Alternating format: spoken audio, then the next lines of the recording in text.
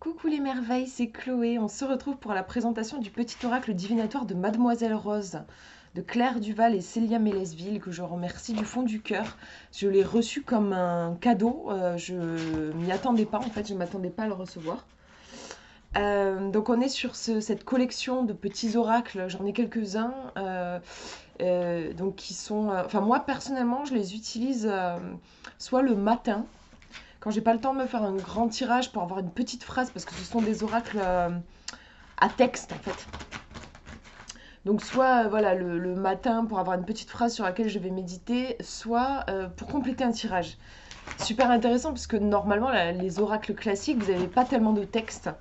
Vous avez plutôt une image. En général, vous avez une image et un titre. Et c'est intéressant, du coup, parfois, moi, ce que je fais, c'est que je prends une illustration et je vais questionner une partie de l'image. Et je vais demander, par exemple, je prends une carte au hasard que j'ai à côté de moi, là. Ici, bah, par exemple, je vais demander le coquillage, s'il pouvait parler, qu'est-ce qu'il me dirait? Et là, je vais tirer une carte. Ou bien, par exemple, si je pouvais lire ce qu'il y a derrière les paupières de cette jeune femme, qu'est-ce que je lirais? Excusez mon chihuahua qui fait n'importe quoi. Crumble, si tu veux voir la caméra, tu peux, mais on arrête de faire l'idiot. Hein. Donc voilà, j'aime bien utiliser les jeux comme ça aussi pour poser des mots sur des symboles. Qu'est-ce que je voulais vous dire d'autre? Ben, on va regarder du coup. Alors, donc c'est un oracle qui a 54 cartes, donc c'est beaucoup pour un oracle, c'est chouette. On nous dit, grâce à cet oracle divinatoire de 54 cartes, obtiens les réponses à tes interrogations dans tous les domaines de ta vie, amour, bien-être ou travail. Ces messages simples et directs t'offrent un éclairage sur l'avenir et des conseils pour t'engager sur le meilleur chemin possible. Profite de leur sagesse et garde en tête que le futur n'est pas gravé dans le marbre. Des choix avisés t'orienteront vers un avenir plein de promesses. Il est au prix de 13,90 €. Vous voyez on est plus sur un oracle de guidance que de pure divination en soi. Ensuite, donc j'ouvre le coffret et on nous dit comment utiliser les cartes. Ferme les yeux, respire lentement, place ta main gauche au-dessus de l'oracle, pose une question, pense à une question ou à une situation qui te préoccupe, choisis intuitivement une carte, lis la réponse qui t'est adressée. Si tu as besoin de clarifier le message, tu peux tirer une carte supplémentaire. Donc, je vais vous montrer. Voilà, on a un petit bac à papier d'une couleur, je dirais, lilas, en fait. Le dos des cartes, avec la petite serrure. C'est très beau, ça fait très jardin secret, en fait. Et c'est aussi des cartes que moi, j'aurais envie de tirer à l'heure du thé. Je sais pas, ça m'évoque ça. On a aussi des couleurs. Le fond, vous voyez, va changer parfois. C'est joli, ça fait un joli éventail de couleurs. Des couleurs, je pense que c'est de l'aquarelle, ça y ressemble, en tout cas c'est très doux. Les cartes ont des tranches comme ça, un peu dorées, poudrées, j'ai envie de dire. Elles sont glossy, de très bonne qualité. Et voilà, c'est la dimension standard dans ce genre de collection. Et donc on va regarder un petit peu le style de message qu'on a. Moi, je ne vais pas tout vous lire, hein, je vous laisserai la surprise pour certaines cartes. Bonne nouvelle, tu es inébranlable et rien ni personne ne pourra te freiner dans tes rêves. Sois indulgente avec toi-même. Tu n'as pas besoin d'être le ou la meilleure, ni d'être parfaite. Même si tout ne sera pas comme tu l'imagines, cela vaut la peine d'être vécu. Et on a des messages parfois encourageants, parfois aussi de mise en garde, mais plutôt orientés sur du développement perso. Rien n'est tout blanc ou tout noir. Tu seras confronté à un choix difficile, mais tu te sentiras vivant et libre. Souris, réjouis-toi, la vie te veut du bien. Tu n'as qu'à ouvrir les bras pour en récolter tous les bienfaits. Pour cette question, la réponse est plutôt non. On a aussi des... Alors ça, j'imagine qu'il doit y avoir une carte qui nous dit la réponse est plutôt oui. Et du coup, moi, j'aurais tendance à les sortir du paquet quand j'ai besoin d'avoir une réponse vraiment précise. Voilà. Comme ça, j'ai ma réponse. Bon, je vous en lis une autre et puis je vous fais un petit tirage. Enfin, on tire une carte. Manifester de la gentillesse, de la compassion envers toi-même et les autres est la seule chose importante pour l'instant. Donc, allez, je vous tire une carte, ça sera plus sympa. Mais même, on va faire un tirage en 3 cartes, comme ça, vous aurez... Je vais vous laisser le choix, en fait. Donc, je vous invite à penser à une question, ou plutôt à un sujet qui vous préoccupe, en fait. Je pense qu'il fonctionnera mieux comme ça, l'oracle. Pensez à un truc qui vous préoccupe. Moi, je tire 3 cartes. 1, 2, 3. Je vais vous laisser choisir, comme je vous faisais avant. Choisir, donc vous avez le tirage numéro 1, tirage numéro 2, tirage numéro 3. 1, 2, 3. Je vous laisse choisir, en pensant à votre question, quelle est la carte que vous avez envie d'attraper à travers l'écran.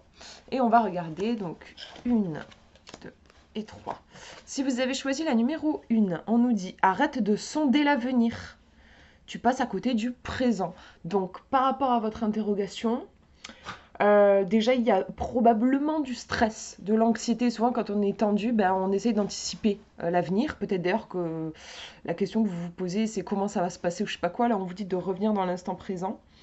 On vous dit aussi peut-être, par rapport à votre question, de voir où se trouve votre espace de pouvoir. Parfois, il y a des choses qu'on ne peut pas contrôler. Et la sagesse, c'est de lâcher prise. Alors, je dis pas que c'est facile, j'y arrive pas, moi, mais je sais que, voilà, des fois, il faut juste lâcher. Là, ça me fait penser à ça aussi, cette carte. La numéro 2, maintenant. Pour l'instant, l'avenir est flou. C'est marrant, repose ta question dans un mois, tu auras ta réponse. Ça ressemble un peu à la carte précédente. Moi, j'ajouterais peut-être que votre question est mal posée. Enfin, peut-être que... Alors, si vous n'avez pas posé de question et que vous avez pensé juste à un sujet, peut-être que c'est un non-sujet, entre guillemets. C'est-à-dire que peut-être que votre attention est requise ailleurs. Voilà. Ouais, c'est ce qui me vient ici. Numéro 3. Arrête de procrastiner, il est temps de s'atteler à la tâche si tu veux des résultats. Donc là, c'est une invitation à passer à l'action, à être dans du concret, à arrêter de trop cogiter, arrêter de faire des tirages si vous en faites beaucoup sur votre question là, et incarner les choses, passer à l'action. Au niveau du fond aussi, on a cette couleur verte qui ramène à... ça me fait penser à la nature, quoi, au vert de l'herbe, des feuilles, voilà. Revenir dans quelque chose de tangible, de concret, plutôt que de partir dans des suppositions, dans des je sais pas quoi. Ça peut être aussi, aller vérifier par vous-même, plutôt que de faire des suppositions, notamment en communication. Enfin voilà, on peut avoir ce genre de conseils ici. Voilà pour ces exemples de tirage. Mais j'espère que ça vous aura parlé. Je me dis attendez, parce que je vois que la vidéo est pas longue. J'ai le temps de... Je vais vous montrer un autre exemple d'utilisation du jeu.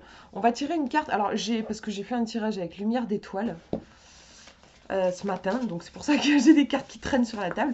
On va tirer une carte. On va demander un message, là, pour vous. On va tirer une carte.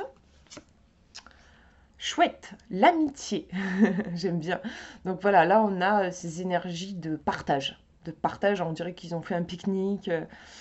C'est le bonheur à l'état pur. Là, on partage un partage de cœur à cœur. On se sent aimé, accueilli, connecté surtout. Bon, voilà, maintenant, on pourrait questionner. En plus, il y a plein de choses, c'est intéressant. Il y a plein de choses sur cette carte, plein de détails.